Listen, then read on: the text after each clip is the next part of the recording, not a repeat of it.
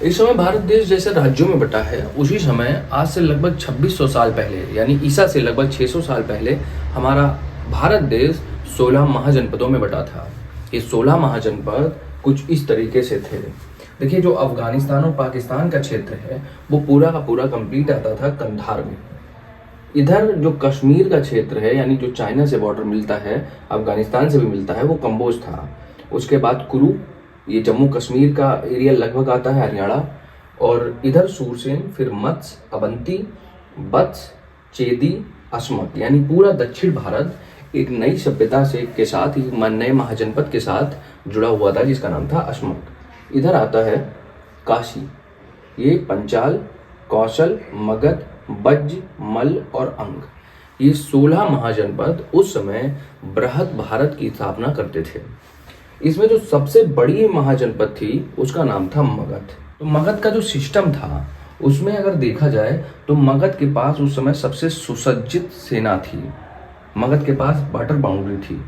मगध के पास उस समय जो खेती यानी कृषि का क्षेत्र था वो सबसे ज़्यादा था। अस्मक के नीचे इतनी बाउंड्री बंजर जमीन थी, यानी इनके पास उस समय बहुत ज़्यादा एरिया ऐसा नहीं था जिससे अपनी ये जो महाजनपद था उसको विस्तार दे पाए। मगध जो महाजनपद था इसने धीरे धीरे काशी, कौशल, बज्ज, मल्ल और अंग, इन चारों महाजनपदों को अपने में मिलाने की पूरी कोशिश की और लगभग आधा आधा राज्य इनका अपने अंदर मिला लिया था। यानी उस समय अगर ध्यान से देखा जाए तो मगध सबसे विशाल और सबसे बड़ा राज्य बनकर सामने आया था। मगध में आपने देखा और सुना होगा कि मगध में शुंग वंश और उसके बाद जो सबसे बड़ी डायनेस्टी रही वो थी नंद वंश। नंद वंश के बाद आती है मौर्यन डायनेस्टी, जिसमें आपने चंद्रगुप्त मौर्य और चाणक्य का नाम सुना होगा। जो कौशल महाजनपद है, इस महाजनपद में बौद्ध धर्म की स्थापना हुई, यानी गौतम बुद्ध का जन्म इसी के एक छोटे से गढ़ यानी शाक्यगढ़ में हुआ था। तो इसका मतलब ये है कि उस समय पूरा का पूरा भारत इस तरीके से विभाजित था और इसी विभाजन में जो सबसे मेन काम था वो था मगध का, क्योंकि मगध की जड़ें यहाँ से लेकर पंचाल, कुरु, सूरसेन, मत्स्य, अवंती और इनके जो रिश्ते थे वो यहाँ तक फैले हुए थे। मगध पर जो भी डायनेस्टी थी उस समय उसने एक बृहद भारत का निर्माण किया था, क्योंकि मगध का कब्जा लगभग अभी के म्यांमार और बर्मा तक था, जो कि अंग महाजनपद के अंतर्गत आते थे। बौद्ध धर्म का एक ग्रंथ था जिसका नाम था अंगुत्तर निकाय। इस अंगुत्तर निकाय में उस समय जो भारत के बृहद भारत का क्षेत्र था यानी 16 महाजनपद का क्षेत्र था, उसमें जो 16 महाजनपद थे उनकी राजधानियां कुछ इस तरीके से थे। जैसे जो गांधार था उसकी राजधानी थी तक्षशिला। ये वही तक्षशिला है जहां पर उस समय का सबसे बड़ा शिक्षा का केंद्र था, यानी चाणक्य से लेकर चंद्रगुप्त मौर्य और नंद वंश के जितने राजकुमार थे वो सब लोग शिक्षा लेने तक्षशिला जाते थे। और जो कम्बोज था उसकी राजधानी थी हाटक। ये हाटक वही क्षेत्र है जहां पर पुराने समय से कहा जाता है कि जितने कश्मीर के ब्राह्मण थे वो यहीं पर निवास करते थे। उसके बाद आता है कुरु, इंद्रप्रस्थ। कुरु की राजधानी इंद्रप्रस्थ थी। इंद्रप्रस्थ का ही वर्तमान नाम दिल्ली है और ये वही इंद्रप्रस्थ है जिसका जिक्र आपको महाभारत में मिलता है, कौरवों और पांडवों के युद्ध के समय का। उसके बाद आते हैं सूरसेन। सूरसेन मथुरा जो राजधानी है वो लगभग यूपी के क्षेत्र में आती है अभी यहाँ पे। तो सूरसेन इसकी जो राजधानी थी वो मथुरा थी। उसके बाद जो महाजनपद आता है मत्स्य, इसकी राजधानी थी विराटनगर। महाभारत में आपको इस विराटनगर की भी जानकारी मिलती है, क्योंकि जब कौरव और पांडवों का युद्ध हो रहा था और उसमें अज्ञातवास के समय जाते हुए विराटनगर में भी इन्होंने स्थान अपना बनाया था और विराटनगर के राजा के यहाँ भी ये लोग रहे थे। उसके बाद आती अवंती। अवंती यानी उज्जैन, और दूसरी राजधानी बाद में बनी थी माहिष्मती। माहिष्मती का जिक्र आपने जो बाहुबली मूवी है उसमें भी देखा होगा। लिंक उनका वैसा है कि नहीं ये तो नहीं पता, लेकिन हाँ ये था कि नाम यहाँ से जरूर लिया गया, क्योंकि उस समय अवंती जो था क्षेत्र वो लगभग अलग था। अवंती के जो राजा थे उनकी बहन की शादी मगध के राजकुमार से बाद में की गई थी, अजातशत्रु, जो कि उस समय बिंबिसार के शासनकाल के समय उनके पुत्र थे और बिंबिसार को मारकर उन्होंने गद्दी हथिया ली थी। ये उस समय का इतिहास बड़ा ही रोचक है, क्योंकि उस समय आपको 16 महाजनपदों के जो आपस में इंटर कनेक्शन है वो भी समझ में आते हैं, और उनका क्या क्षेत्र था, उनके राजा कौन कौन थे, उन्होंने क्या क्या अचीव किया, वो भी सब पता चलता है। उसके बाद देखिए आते हैं बच की थी कौशाम्बी, फिर आता है चेदी, शक्तिमात थी, और यहाँ पर आती है अस्मक की जो राजधानी थी वो थी पेंदनी या पोतन। अस्मक क्षेत्र उस समय सबसे कटा हुआ माना जाता था, क्योंकि दक्षिण भारत की तरफ आदमी बहुत कम ही कदम बढ़ा रहा था। काशी बनारस, यानी काशी का तो आपको इतिहास पता ही होगा, बनारस अभी जहाँ पर जो घाट है, मणिकर्णिका घाट और इन सब घाटों की चर्चाएं बीच बीच में आपने सुनी ही होंगी। अब आते हैं जो पूरे उस समय का सबसे बड़ा महाजनपद था, जिसका नाम था मगध, और उसकी राजधानी पहले गिरिब्रज थी, लेकिन जब से गौतम बुद्ध का जन्म हुआ, उसके बाद उनकी शिक्षा दीक्षा और उसके बाद जब उनको ज्ञान की प्राप्ति हुई, तो वहाँ राजगृह में उन्होंने बहुत ज़्यादा अपने व्याख्यान दिए।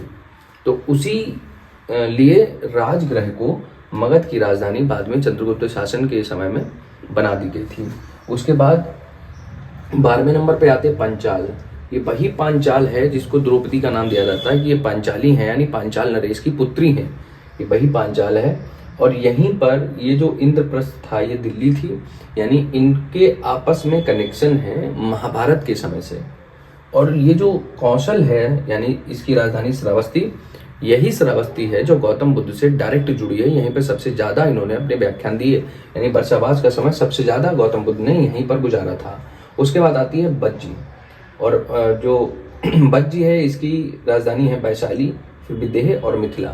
ये मिथिला आप समझो, मिथिला वही है, मिथिला कौन, मिथिला यानी सीता जी। तो सीता जी का जो कार्यकाल है वो मिथिला से जोड़ा जाता है। तो बज्ज की महाजनपद की जो राजधानी थी वो वैशाली, विदेह और मिथिला थी। पांचाल की अहिछन और काम्पिल थी। पांचाल जो था, काम्पिल राजधानी तो थी, लेकिन पांचाल इसलिए जाना जाता है क्योंकि पांचाल महाजनपद की ही द्रौपदी थी। अब आते हैं मल्ल महाजनपद पर। तो मल्ल की थी कुशावती और अंग की थी चंपा। ये 16 महाजनपद और उनकी राजधानी थी। इतिहास बड़ा ही मजेदार रहेगा अगर आप सबका इतिहास एक कनेक्ट करके समझने की कोशिश करेंगे। देखिए, मगध पर जो डायनेस्टी चली थी, यानी नंद वंश के बाद मौर्य वंश हुआ, उसके पहले शुंग वंश हुआ, ये सब जो डायनेस्टी थी इनके डायरेक्ट रिलेशन कौशल से थे, कौशल के डायरेक्ट रिलेशन अवंती से थे, अवंती के डायरेक्ट रिलेशन वत्स से थे, और काशी जो था वो बीच में मैनेज हो रहा था। यानी जो भी आक्रमण करता था वो इन दोनों के बीच में काशी पर जरूर करता था। काशी के बहुत सारे क्षेत्र बाद में मगध में शामिल भी कर लिए गए। अब आप और इतिहास में पुराने जाएंगे, यानी कृष्ण के समय में, तो उस समय महाभारत काल में ये इंद्रप्रस्थ यानी कुरु महाजनपद, उस समय दिल्ली, अभी के दिल्ली का क्षेत्र जो इंद्रप्रस्थ है, पांचाल, मथुरा, विराटनगर, उज्जैन, कौशाम्बी, बनारस, गिरिब्रज यानी राजगृह यानी मगध महाजनपद, श्रावस्ती, काम्पिल, बज्ज यानी मिथिला का समय, और चंपा और ये जो कुशावती है ये सब आपस में इंटरकनेक्टेड थे। इनकी कहानियां आपको महाभारत काल में भी सुनने को मिलेंगी, क्योंकि उस समय जब पांडव और कौरव दो लोगों में आपस में जब लड़ाइयाँ चल रही थी, तो कृष्ण भगवान ने उनको जब बोला था, तो जब इनको वनवास मिला था पांडवों को, तो दिल्ली से मथुरा, मथुरा से विराटनगर, विराटनगर से उज्जैन, फिर कौशाम्बी, बनारसी, श्रावस्ती, पंचाल होते होते फिर मगध यानी गिरिब्रज उस समय जो राजधानी थी, ये सब आपस में इंटरकनेक्टेड थे। और हाँ, आपको महाभारत के समय पर इस तक्षशिला का भी नाम सुनने को मिलेगा। ये वही गांधार जो महाजनपद है जो आपको महाभारत में गांधारी नरेश के नाम से आता है। जो मामा शकुनी का क्षेत्र था वो इस साइड में पड़ता है। तो ये सब चीजें आपस में इंटरकनेक्टेड हैं और इनको पढ़ना समझना बड़ा ही मजेदार रहेगा अगर आप समझने की कोशिश करेंगे तो। अब जो नेक्स्ट हमारा स्टेप है वो ये समझाना है कि कैसे ये सारे महाजनपद आपस में इंटरकनेक्टेड थे और इनका क्षेत्र अभी वर्तमान में कहाँ पड़ता है। उसके बाद हम लोग अपने जो विशाल टॉपिक है यानी बौद्ध धर्म की शुरुआत से लेकर अंत तक वो समझेंगे, जिसमें आपको लगभग 3 से 4 घंटे का वीडियो बनेगा। उसका रीज़न ये रहता है कि जब आप इतने बड़े टॉपिक की बात करते हैं तो आपको हर चीज़ कंप्लीट करनी पड़ती है।